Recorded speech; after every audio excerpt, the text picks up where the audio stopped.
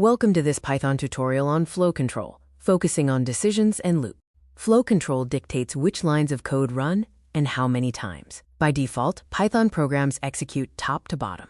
Flow control introduces controlled paths through decisions like if and else, or repetition using for and while loops. Flow control is crucial for dynamic reactivity, allowing programs to react to different inputs.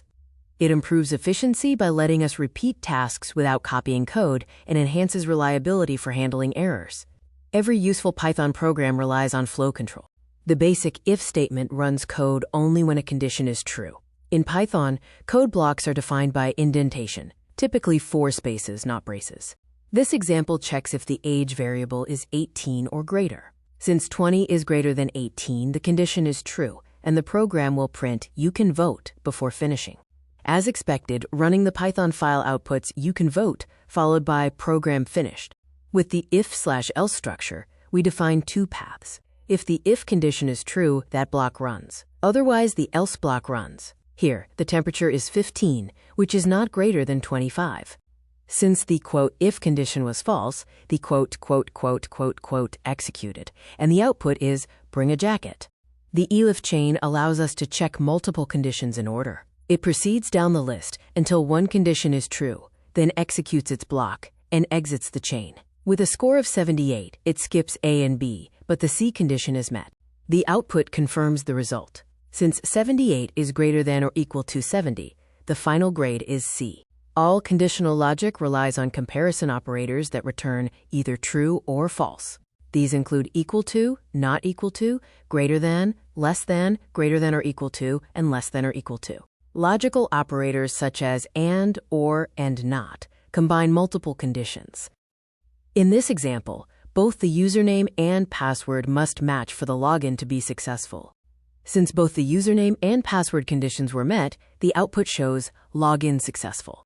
Moving to loops, a for loop iterates over a sequence, such as this list of fruits. The code block executes for each item in the sequence.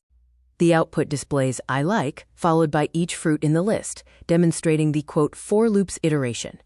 The "range" function is often used with for loops to repeat a block of code a specific number of times. Here, it iterates from 1 up to, but not including, 6, adding each number to "total."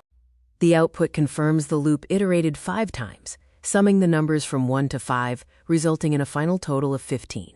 The while loop repeats a block of code as long as its condition remains true. This example performs a countdown, printing the current number and then decrementing "countdown" by 1.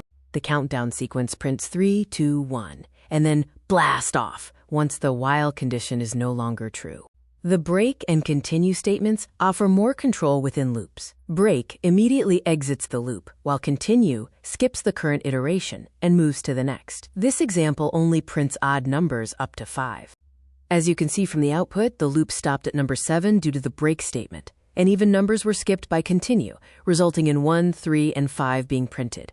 Python 3.10 introduced the match/case statement, a structured way to handle multiple possible values. It provides a cleaner alternative to long if/elif chains for multi-way branching. Since the HTTP_status is set to 404, the matching case executes, and the output is not found. The underscore acts as a default case. When working with Python flow control, watch out for common errors. Don't forget the colon at the end of decision and loop statements. Be mindful of indentation, and remember to use double equals for comparison.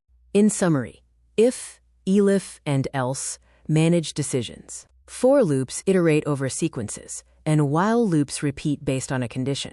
Finally, indentation is not optional. It defines your code blocks in Python.